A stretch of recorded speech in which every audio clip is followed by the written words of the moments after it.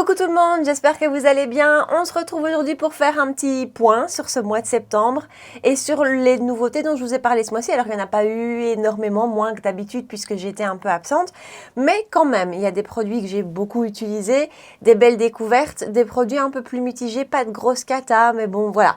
Et donc on va commencer aujourd'hui avec deux produits d'abord qui ne sont pas du maquillage, mais dont j'avais envie de vous parler parce que je ne sais pas quand l'occasion se présentera. D'abord, une huile capillaire de la marque Ouai que j'ai acheté quand j'étais en vacances parce que j'avais pas pris d'huile avec moi. Or, j'en mets toujours un petit peu. Quand j'ai fini mon brushing, j'en mets toujours un petit peu sur les pointes, hein, légèrement sur les longueurs, parfois le lendemain aussi en retouche pour leur donner un peu de souplesse, un peu de confort.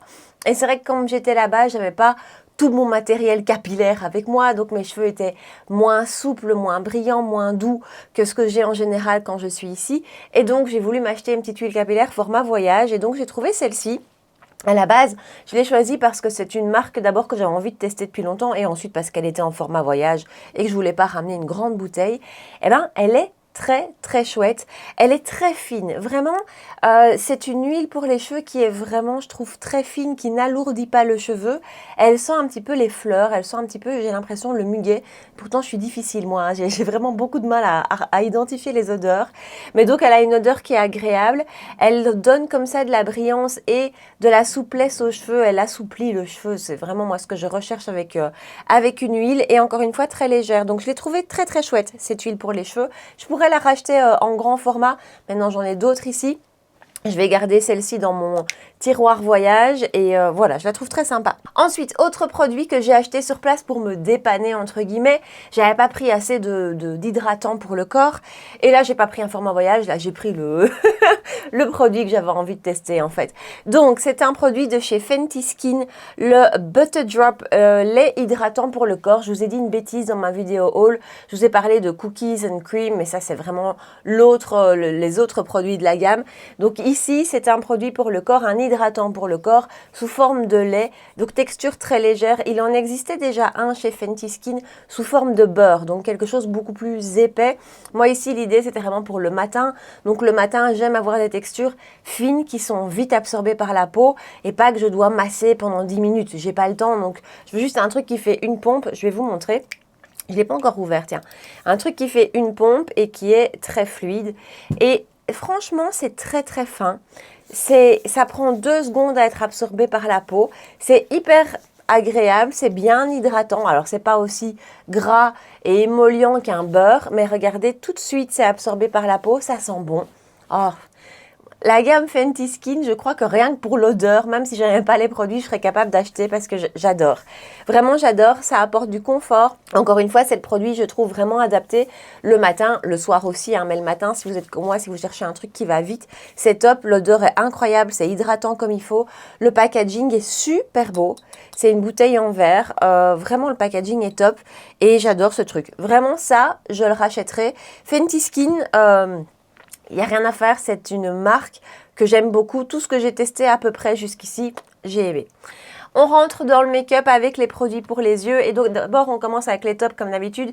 Les produits qui m'ont un petit peu laissé sur ma faim arriveront à la fin de la vidéo. Alors, un produit que j'ai réutilisé après l'avoir mis en vidéo et je me suis dit quand même, c'est joli. C'est le produit de chez Jones Road, donc le Sparkle Wash. Donc c'est une ombre à paupières liquide pailletée que je vous ai montré en action et je lui reprochais d'être peut-être pas assez lumineuse à mon goût, mais en fait c'est vraiment une question de lumière parce que le jour où je l'ai porté et la fois où je l'ai reporté ensuite, sous certaines lumières vraiment je trouve que le scintillant était là, était beau, les teintes étaient belles, les paillettes qui ressortaient étaient belles, la lumière était belle. Voilà, c'est un produit qui est fin en texture, c'est pas une ombre à paupières qui va vous laisser une épaisseur sur la paupière. Et la lumière finalement, même si ma première impression quand je vous l'ai mis en vidéo était entre les deux, eh ben non, en fait la lumière est vraiment là, ça dépend encore une fois de comment viennent se projeter les lumières autour de vous. Vraiment, c'est joli et ça tient super bien, ça ne bouge pas. Donc ce produit-ci, j'ai finalement beaucoup aimé. Et l'autre produit pour les yeux qui est un top ce mois-ci, c'est le nouveau mascara de chez Charlotte Tilbury, le Exaggerize Volume Mascara. Je porte plus que lui en fait. C'est vraiment le mascara facile. J'ai pas de raison d'aller chercher ailleurs. J'ai pas de raison d'avoir envie d'en utiliser un autre. Il fait tout. C'est vraiment un mascara volume, plus que longueur. Non, il fait pas tout à fait tout parce qu'il fait pas vraiment longueur. Je mets 3 couches quand même avec lui pour avoir le résultat que j'aime, le résultat assez intense et assez soutenu que j'aime. Mais il s'applique très bien.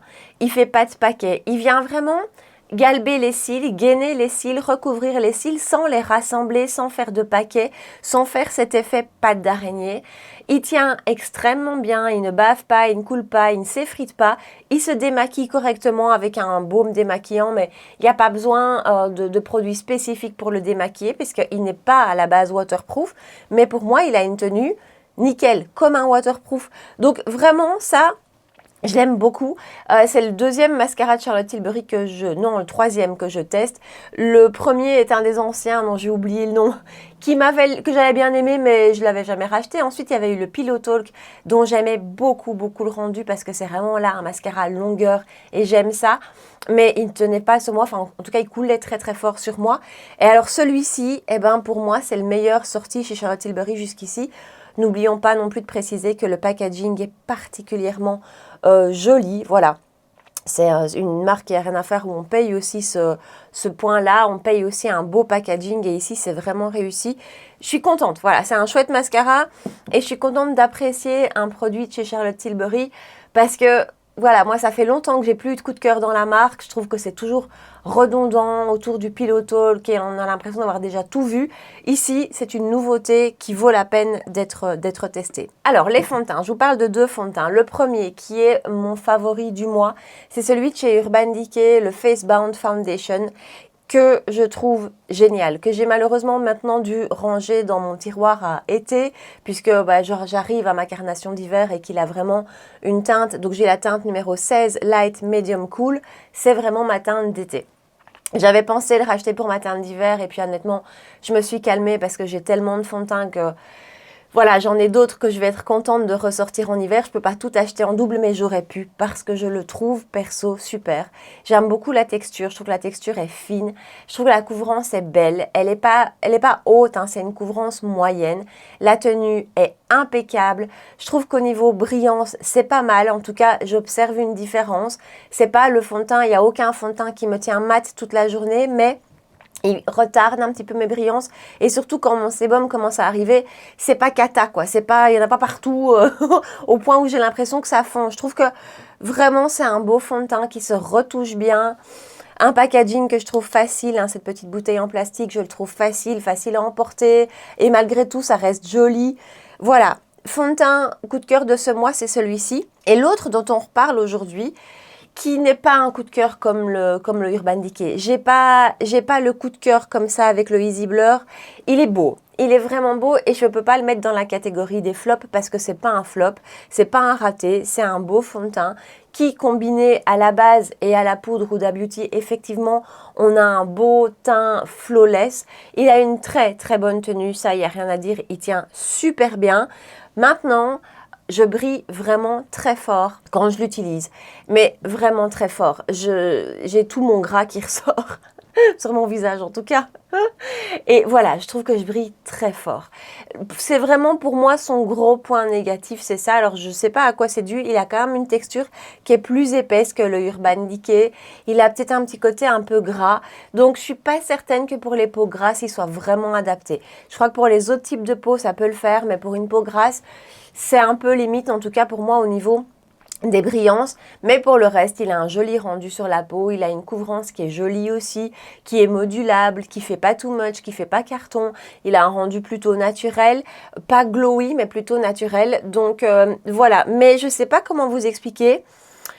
J'ai pas le coup de cœur que j'ai pu avoir avec celui-ci ou avec le Bobbi Brown que je porte aujourd'hui. J'ai pas ce coup de cœur là. Donc voilà. Toujours pour le teint, les anti-cernes. Enfin, l'anti-cerne. Parce que s'il n'en restait qu'un ce mois-ci, ce serait celui de chez MAC. Vous savez que moi, les anti-cernes, c'est...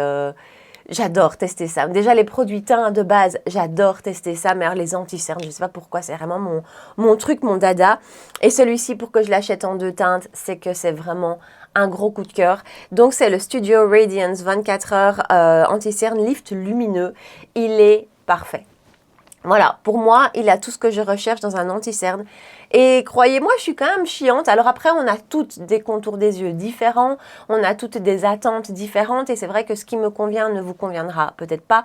Et inversement, ce que je dis, c'est pas la Bible, mais si vous avez habituellement des goûts comme moi, des attentes comme moi dans vos anti-cernes, honnêtement, celui-ci, il est génial. Là, je suis en train d'en tester un autre. J'en porte un autre aujourd'hui qui d'ailleurs est trop clair, qui coûte un rein, dont on va parler dans la prochaine vidéo. Et voilà, donc tous les anti-cernes ne me conviennent pas, loin de là. J'ai un contour de l'œil qui est marqué, qui est sec, qui est capricieux. Lui est super.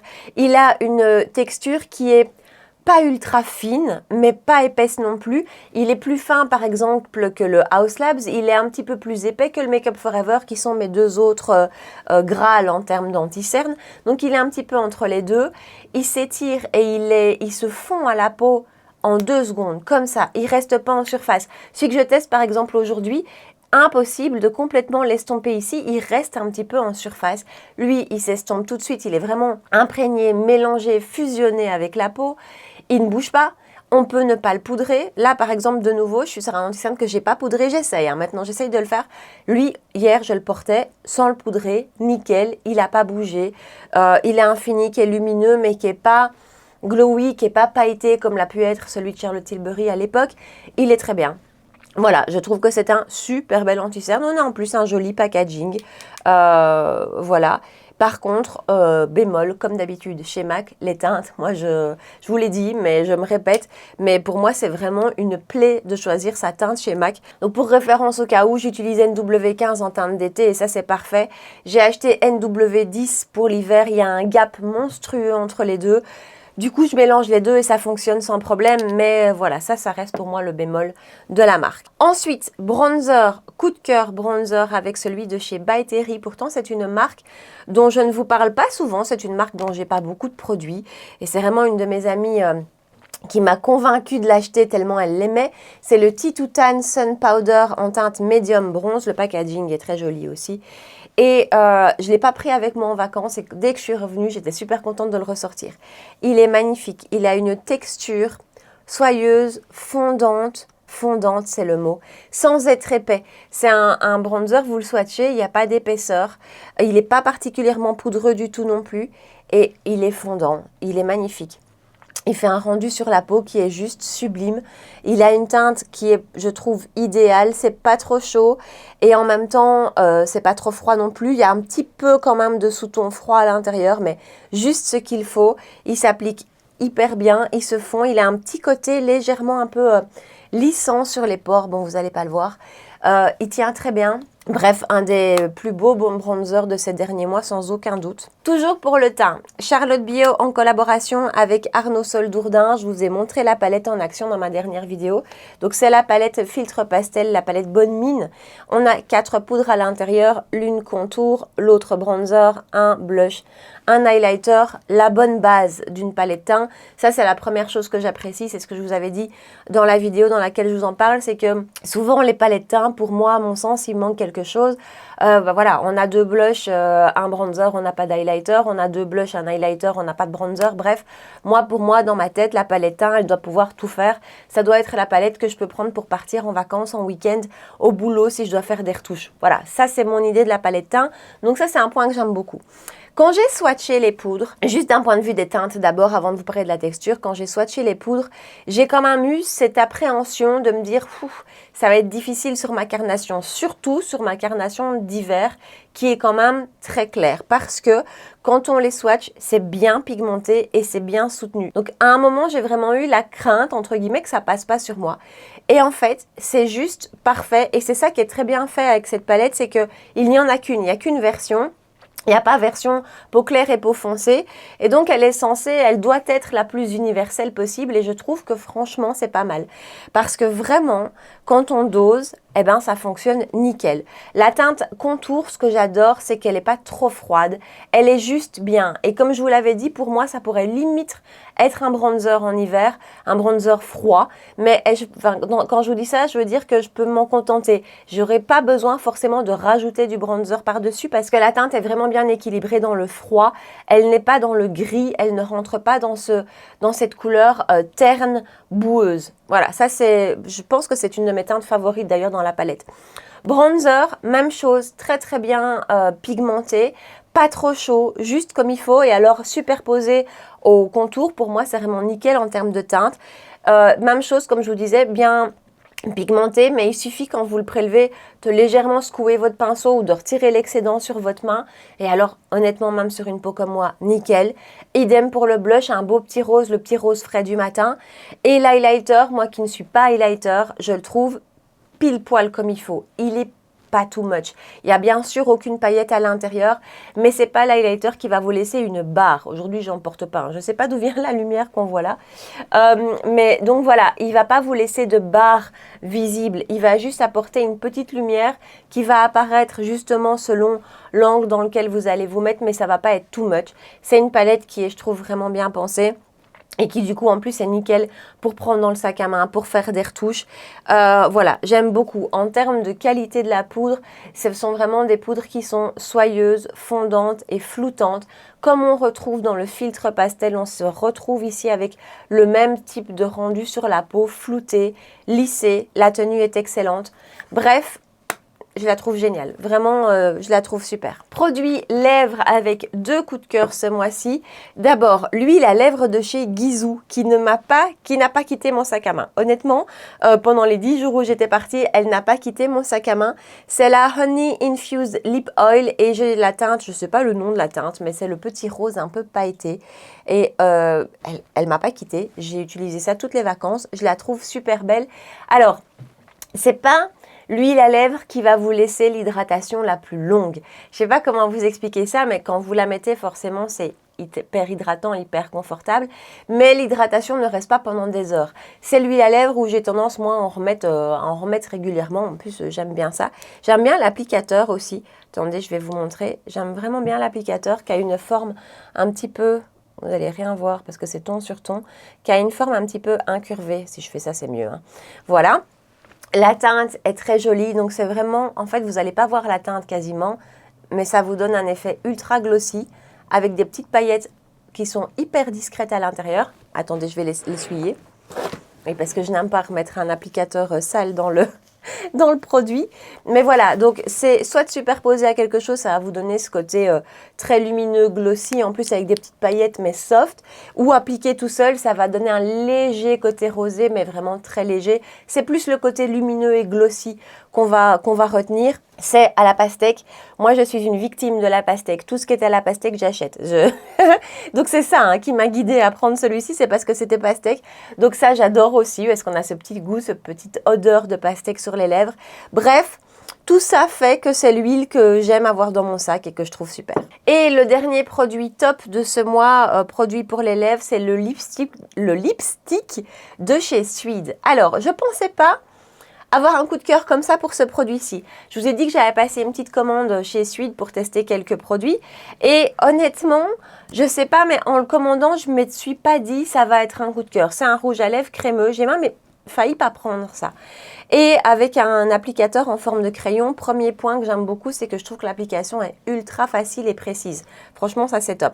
Ensuite, c'est un rouge à lèvres qui vient vraiment embaumer vos lèvres. C'est un rouge à lèvres hydratant, mais qui vous apporte réellement ce confort d'un rouge à lèvres crémeux, comme un baume à lèvres, voire peut-être même un peu plus.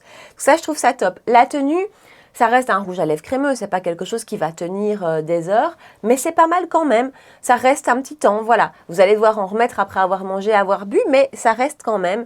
La couleur que j'ai prise, c'est Gabriella Nude quelque chose. Gabriella Beige Tan. Cette couleur est super facile à porter. C'est un petit nude légèrement rosé, donc c'est vrai que moi, dès que j'ai un make-up dans les roses, c'est vers lui que je vais maintenant par facilité. Très, très chouette. On va continuer à tester les produits de chez Suede, mais jusque-là, ça, j'aime beaucoup. Ensuite, on va parler des 2 produits sur lesquels je veux revenir parce qu'ils m'ont laissé un petit peu un petit peu entre deux. Alors d'abord la base Easy Blur Primer de chez Huda Beauty. Elle est belle et elle a, donc c'est une base floutante sans silicone. Elle a effectivement un joli rendu sur les pores. Je crois que tout ce qui m'embête avec cette gamme, je crois que c'est pour ça que je suis un petit peu dubitative, c'est que le marketing autour a été fait de telle manière, tout ce qu'on a pu voir en TikTok et tout ça, ça a été fait de telle manière où on avait l'impression que c'était révolutionnaire et exceptionnellement unique comme rendu. Non, en tout cas, moi de mon point de vue, non, je trouve pas. C'est une belle base, hein, c'est une belle base floutante et qui est efficace sur la tenue du maquillage, sans aucun doute, vraiment. Mais c'est pas la base la plus floutante du monde. Vraiment, j'ai vu d'autres bases plus floutantes. Donc, je crois que c'est pour ça. Je crois que c'est pour ça que je suis un petit peu mitigée sur ces deux produits. C'est parce que on nous l'a vendu d'une certaine manière et ça, j'aime pas. Je préfère qu'on me dise, voilà, on sort une nouvelle base floutante, elle est jolie, elle a un beau rendu sur les pores, elle prolonge la tenue du make-up, ok. Mais voilà, vendre ça comme si c'était unique et exceptionnel, comme si on n'avait jamais vu ça, c'est là où je crois que du coup, je suis un peu restée sur ma faim. Donc voilà, et l'autre chose qui fait que pour moi, c'est un blop, on va dire, c'est qu'il est dit qu'elle doit contrôler les brillances, et ça, par contre, pour moi, elle ne contrôle pas du tout les brillances. Donc pour une peau grasse qui produit beaucoup de sébum, il n'y a pas d'impact sur les brillances. Voilà, ça reste une base, encore une fois, efficace sur les pores, efficace sur la tenue du maquillage. Donc c'est pour ça que c'est pas un flop, mais je voulais quand même vous en reparler. Et l'autre produit, même chose, qui n'est pas un flop, mais que je vous mets là parce qu'en fait, j'ai plus eu envie de l'utiliser. C'est bizarre, hein. C'est la I Need a Warm palette de Natasha Denona. Donc, palette sortie il y a pas longtemps, hein. Et je sais pas, voilà. Je crois que si je devais vous résumer ce que je pense, ce serait ça. Voilà. Natasha Denona nous fait beaucoup de color block ces dernières années, avec vraiment des palettes monochromatiques autour d'un thème de couleur. Première chose qui m'a un peu déçue, c'est que pour moi, le warm, le chaud, c'est pas ça. C'est...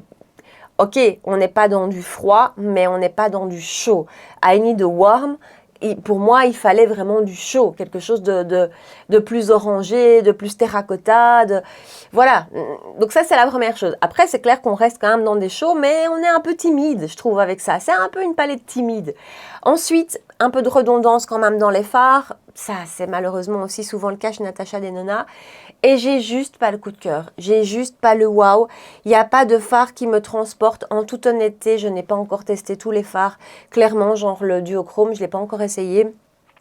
Je sais pas, je suis pas attirée vers elle, j'ai pas envie d'y retourner. J'en ai bien d'autres que j'ai envie de réutiliser, où je me dis, ah ouais, demain je sors la Glaminatrix ou d'autres, hein, je sais pas. Mais elle ne me fait pas le coup de cœur, elle ne m'attire pas vers elle le matin. Voilà. Pourtant, il y en a de Natasha Denona que j'aime toujours autant. Genre la I Need a Nude, pour moi, est une des plus belles. Il n'y a rien à faire. Mais celle-ci, je sais pas, elle me laisse un peu indifférente. Donc voilà. Donc nous voilà au bout de cette vidéo récapitulative de ce mois de septembre. On arrive déjà au mois d'octobre. J'en reviens pas quand je pense qu'on va bientôt parler de l'automne, des favoris de l'automne, d'hiver et les best-of de fin d'année. Ça me fait peur. Honnêtement, dites-moi dans les commentaires quels ont été, vous, vos coups de cœur et vos déceptions de ce mois. Dites-moi aussi si vous partagez les mêmes avis que moi sur les produits dont je vous ai parlé ou l'inverse. Hein. Donc voilà, dites-moi tout ça ici en bas pour qu'on puisse papoter. Et puis comme d'habitude, si vous avez passé un bon moment avec moi, n'hésitez pas, n'oubliez pas de liker la vidéo juste avant de partir, de me rejoindre sur Instagram justement pour qu'on puisse papoter ensemble et de vous abonner si vous ne l'avez pas encore fait. 2 rendez-vous par semaine tous les mercredis et tous les dimanches à 9 h. Voilà, en attendant, prenez bien soin de vous et je vous dis à très bientôt. Ciao!